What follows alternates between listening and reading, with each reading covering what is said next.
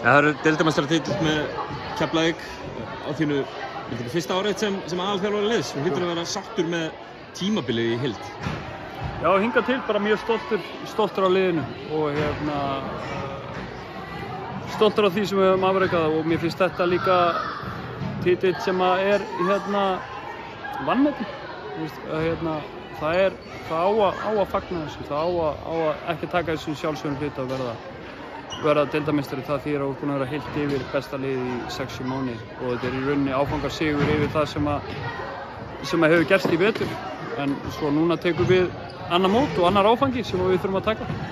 Talað það að Keflavík kom gífurlega vel gírað, bara tilbúið inn í þetta mót og það var svona einhver umræðum að væri verið að bíða eftir eitthvað myndi fatast flugið. Voru eitthvað að hlusta á svona gagnrýni og þær áttir? Gagnrýni þá varum að spila of vel? Nei, þá að mögulega væri þetta bara að þið hefði komið mest tilbúnar inn í móti en væri kannski ekki góður í að halda út. Já. Ég búinn að sjá alls konar umræðu en ég held þeim frá stelpunum. Við erum einbeitt okkur og skiptir engu máli hvað aðrir eru að segja okkur. Við vitum hvað við stöndum fyrir og hvað við viljum vera og hvað við viljum gera. En þá að tala það að við erum búin að fátast flugi seinustu ár og eitthvað svona. Það ef þú skoðar almennilega og rýnir aðeins í það, þá þetta bara allt annað lið heldur en það hefur verið. Stelpurnar eru eldri og úrslitin eru allt önnur heldur en nú voru. Og ég man ekki að Köruboltakvöld tala það við fyrra hefði verið á toppnum jólin og við vorum bara að vinna 4 leiki á toppnum jólin í fyrra, þannig að menn verður líka aðeins að gera sér heimainn áður en að fara að tala. En á sama tíma þá erum við bara einbeittir á því sem við erum að gera og stjórnum því sem við getum stjórnum. Og ef ykkur vill segja eitthvað okkur eða hvernig sem það þá það bara þeirra. Og við erum bara á okkar vegferð sem við ætlum að standa og falla með. Þetta tímabil hjá okkur í deildarkeppninni, þetta klárlega framhald af síðasta tímabili. Sérðu ekki það?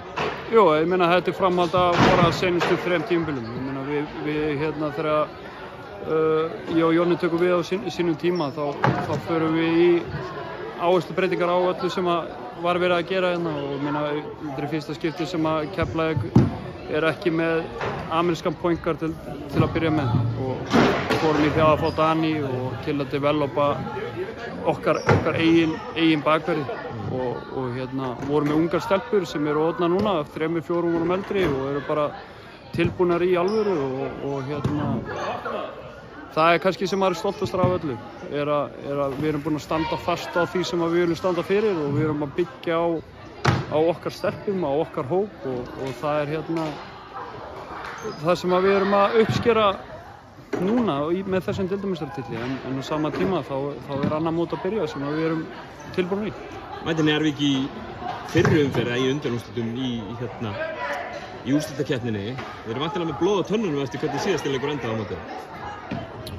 Já, en á sama tíma þá sá leikur búinn og við erum ekki að spá í því hvað hefur gerst. Við vitum hvað það standa fyrir og hvað það vilja gera og við erum búin að vera að fara yfir þær á æfingum.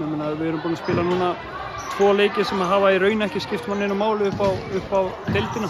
Þannig að mjög stór hrós á stelpunum að halda fókus sérstaklega í dag og klára þennan leik með